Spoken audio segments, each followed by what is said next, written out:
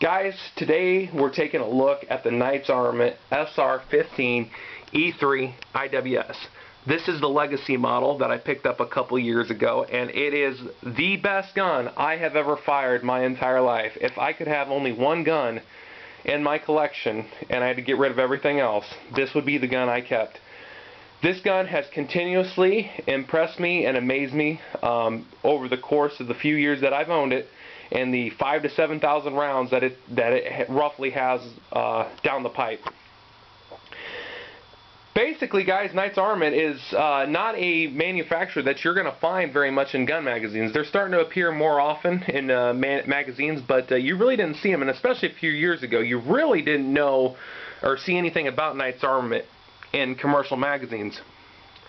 How I found out about this rifle was basically the old Magpul DVDs. I saw the instructors using SR-15s, didn't know what they were. Curiosity finally got the better of me, and I found out that they were using SR-15s. Check Gunbroker just to see what they were going for, because I mean, I like the way they look, and they were roughly a $2,000 rifle, so I'm like, nah, I'll pass. Okay, certain amount of time went by, and I found one on Gunbroker, $1,600 brand new. I'm like, sure, why not? We'll give it a try. We'll see if these things are any good. Picked it up, got it home. Super excited about the price tag, being as though, you know, at the time they were going for like $1,900, $2,000. So I'm like, this is a bargain. So we'll see how much it is. Didn't have very high hopes for it, because from what I understood is it uses an extended mid-length gas system, and I at the time was running primarily steel cased ammo because that's all I could afford. I could really only afford the cheap stuff because of the amount of rounds I would fire. Didn't have high hopes for it because I thought it would not cycle reliably, because my mid-length BCMs, the steel cased ammo was not cycling. The guns were short stroking. My LWRC, same thing. My SCAR, they were either short stroking, or I'd get rounds stuck in the case, or I would get a spent casing stuck in the barrel after the guns heated up. Had a variety of issues, which of course were ammo related, not the gun's fault by any means. So I did not have high hopes for this SR-15. So I thought I'd try it, see if it worked, and if it didn't, you know, I thought I'd sell it. So I got it home. Was going to run it dry first. Threw in a magazine of steel cased ammo, fired one round, then click. Thought, yep, sure enough, steel cased ammo's not working. Did it again, same thing. Like, well, yeah, I guess I was right. Well, no. Then I'm like, well, I guess I'll lubricate it and just see what it did. Lubricated it, it started running, and ever since then it has ran whatever I fed it 100%. Now, I was a little bit scared of that because I heard SR-15s could be finicky, but that was the older model. SR-15s could be finicky with ammo. And of course, I've heard the horror stories about the SR-25 and the M110, the 7.62 sniper rifle the military adopted from Knight's Armament, being very finicky, unreliable. Those have since been fixed too, and now from what I understand, they just run like a charm.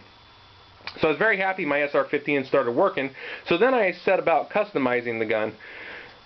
Basically, the gun came with an LMT SOP mod stock, which is a very nice stock, $200 stock. But I wanted to set this up, to be honest with you, like the Magpul Dynamics DVDs. Replaced it with the Magpul CTR stock with an extended rubber pad. I replaced the back plate with the Magpul ASAP plate to run with my MS3 sling. It does come with these QD cups on each side of the receiver. They are built into the receiver. I don't like them. I had to shave the ear off of my ASAP plate to get it to fit. I think they're kind of worthless, but nevertheless they are on. They were on this model. It comes with an ambi safety with a thumb cutout, or with a cutout on the right side. So this is not going to interfere with your trigger finger for those of you guys who are right-handed. This is an ambi lower, but it is not a true ambi lower. It has a bolt release on the right side, and then it also has a magazine release on the left side, but it does not have a bolt hold open on the right side. So it is not a 100% true ambi gun, but that is an awesome feature about Knight's Armament guns, is they are, for all intents and purposes, ambi. Doesn't really bother me anyway because I run a BAD lever, so that fixes that problem for me anyway. Magpul Myad grip, it came with an A2 pistol grip. Replaced the trigger guard with a Magpul trigger guard. Then I did replace the charging handle with the Gunfighter charging handle. And the iron sights on this thing are just absolutely top notch. The rear sight is a matched sight with a range drum graduated from 200 to 600 meters here. And then the front sight is built into the URX2 rail, and it actually has adjustments built into the sight. So for both windage and elevation, you do not need a tool for this to adjust these sights. Allows for super accurate, precise shots, and it's a breeze to adjust. So once you get that zeroed, hey, you're pretty much good. My absolute favorite sights. The trigger is a matched trigger, which is the best trigger I have ever utilized. I love Knight's Armament triggers. I just think they're the best triggers on the market. The precision that you get out of them is just phenomenal. I am running a Aimpoint Micro H1 2 MOA on an American Defense throw lever mount. This has a URX2 rail, which is my favorite rail system of all time. I love the way it looks. It's super lightweight and rigid. This is a Tango Down QD vertical grip. It came with 3 Knight's Armament black rail panels, but I replaced these for the tan just to go along with the theme. You can get these off operationparts.com, and I am running a Surefire mini scout light with a Battle Comp 1.0, and again, this uses an extended mid-length gas system. Okay, so you're probably wondering, why is this gun so good? Why are you hyping this gun so much? Well, what I can't understand after having fired this gun is why this is not hyped more than it is. There are not very many videos on YouTube about it. You don't really hear people talk about it as much, unless you go to Knight's Armament specific forums. The guns just are still not as widely known as they should be. Admittedly, I didn't know much about Knight's Armament. When I was in the military, in the Marine Corps, you know, I noticed our quad rails and our vertical grips on our M16s and M4s were made by Knight's Armament, but that's about it. Sometimes you'd find a rear sight, CAC marked Knight's Armament Corporation, but that's about it. So why is this gun so awesome? The gun is so awesome, guys, simply because of its reliability and its soft shooting. When you pick up the gun, you immediately notice it's light. Direct impingement system, you know, so it should be light, and it is extremely light. The gun is sexy, in my opinion. The gun is just a drop-dead sexy looking gun. The big thing, though, guys, is its reliability. And this gun has, like I said, after the initial birthing pains of me figuring out, you know, I just need to lubricate it a little bit, this gun has I've never had a stoppage with this gun. And all the rounds I put through it, which again, I have about 5,000 to 7,000 rounds through it, somewhere in that neighborhood, and I've never had a stoppage with it that was the gun's fault. I've had magazine related issues, like when I use a Surefire 60, but that's the magazine. That definitely is not the gun. So the gun just runs and runs and runs. So why is this so great besides the reliability?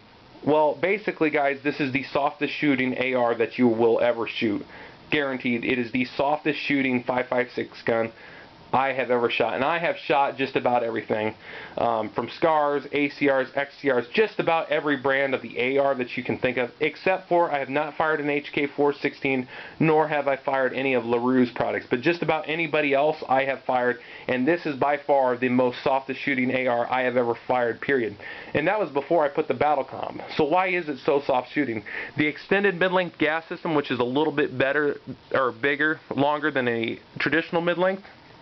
Also, the Battle Comp that I added really helps. This is a Battle Comp 1.0, and it gives the recoil impulse. It pushes the rifle straight back into your shoulder. But it's just a soft shooting gun before I even put the Battle Comp on it. With the A2 style birdcage on it, it was still softer than anything I fired. So with this, the gun pretty much doesn't move at all.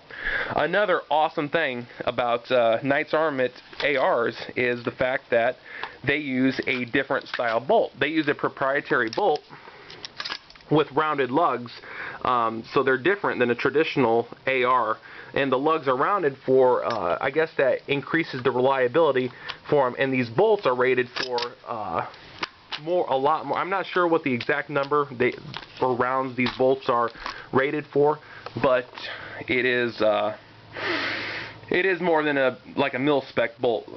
Also, they have 2 extractor springs in the extractor, so another awesome feature about Knight's Armament.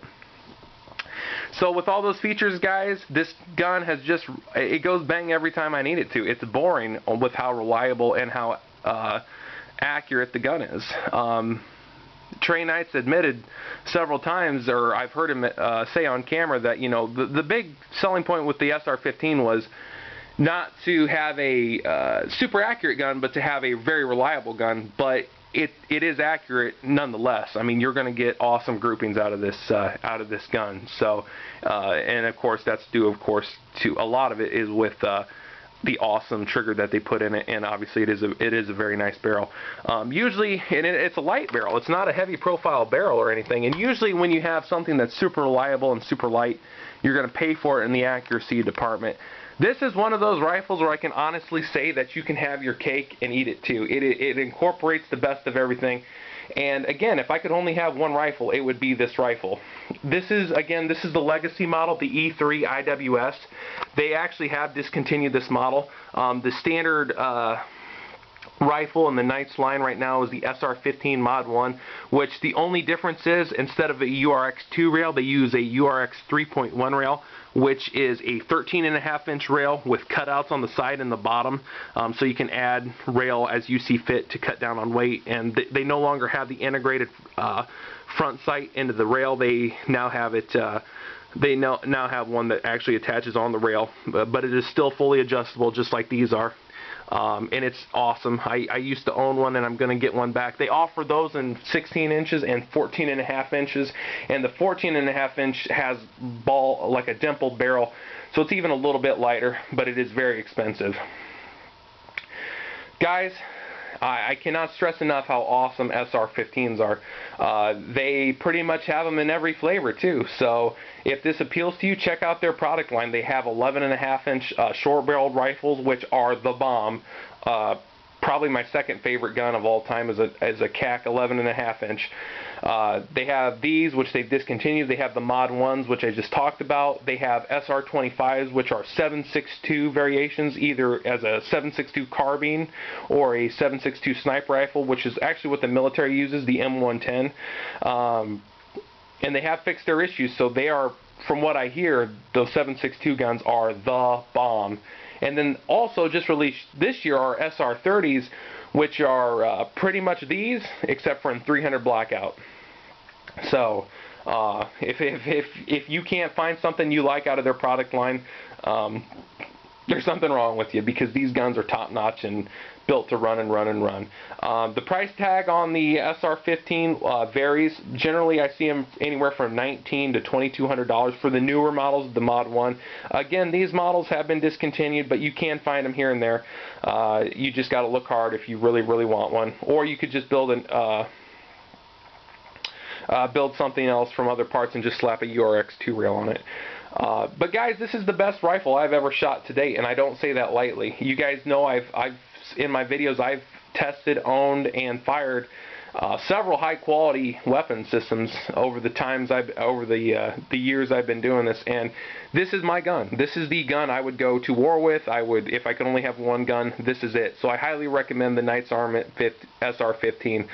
Softest shooting, most reliable, most ergonomic AR I have ever fired to date, and it is my favorite weapon system of all time. I can't stress enough how awesome these guns are. So if you have any questions or comments, please leave them below, and I will get back to you as soon as I'm able. I really appreciate you guys watching this video, and I would appreciate it